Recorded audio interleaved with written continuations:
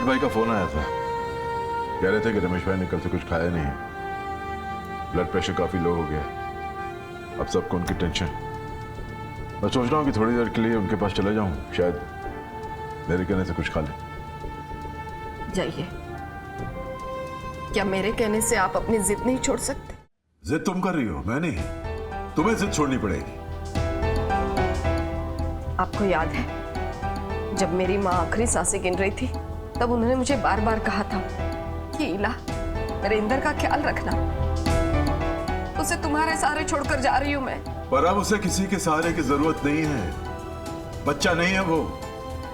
और जब वो बच्चा था तो मैंने पूरे परिवार ने उसका ख्याल रखा, और बदले में क्या दिया उसने? एक मासूम की जान ले ली, लालच में आके। रजनी के साथ जो हुआ वो सब गलत था, मैं मानती हूँ। एक हंसती खेलती लड़की की मौत नहीं हुई, तुम्हारे भाई ने जान ली है उसकी, तुम्हारे भाई ने।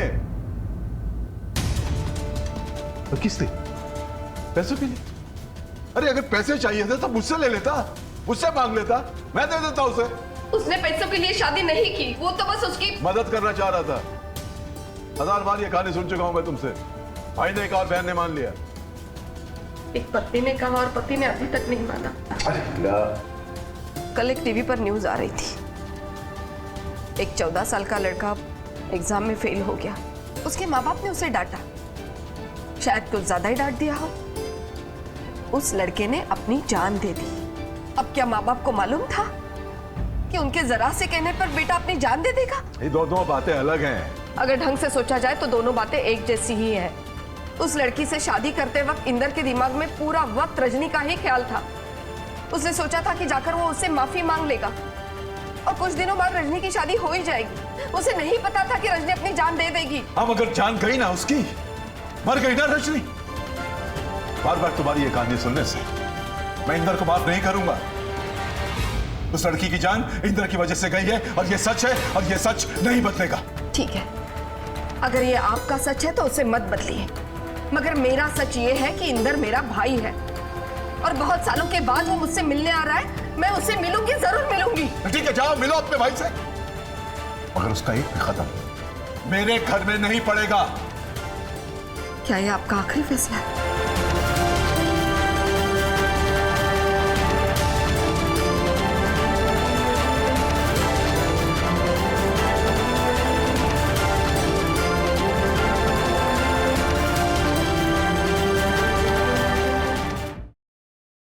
Siddharth, listen to me, Yash joker है। सिद्धार्थ तुम यहाँ कैसे आए? सिद्धार्थ मेरी बात सुनो रोशनी, यश ही जोकर। चलो मैं listen to me, damn it, Yash is the joker. मेरे पास वक्त नहीं है। सिद्धार्थ तुम क्या बोल रहे हो? यश मेरा बेस्ट फ्रेंड है सिद्धार्थ, वो मेरे बचपन का फ्रेंड है। How could it be?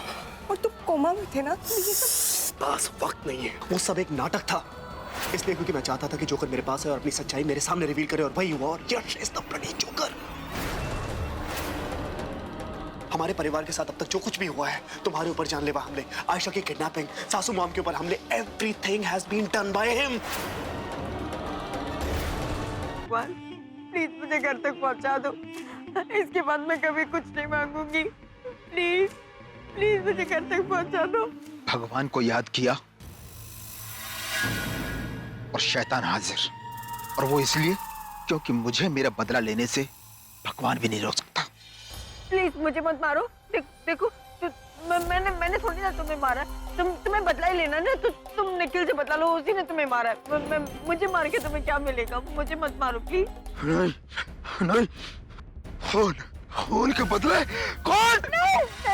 पर माँ साहब, हम सब तो इसी घर के हैं, तो फिर हम परी और सत्तू को अलग करना क्यों चाहेंगे? हो ना हो, इन सब में इसी लड़की का हाथ है।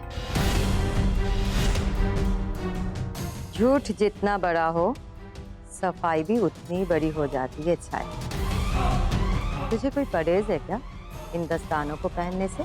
नहीं नहीं माँ साहब, हम कुछ कहने सुनने की जरूरत नहीं, जो मैंने बोल दिया तो बोल दिया। ये दस्ताने सबको पहन के दिखाने होंगे।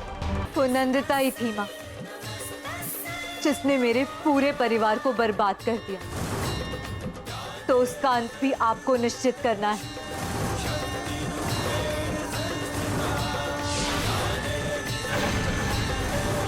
जिस तरह इन पापियों का विनाश किया है आपने, उसी तरह नंदिता का भी आज ही विनाश हो जाए।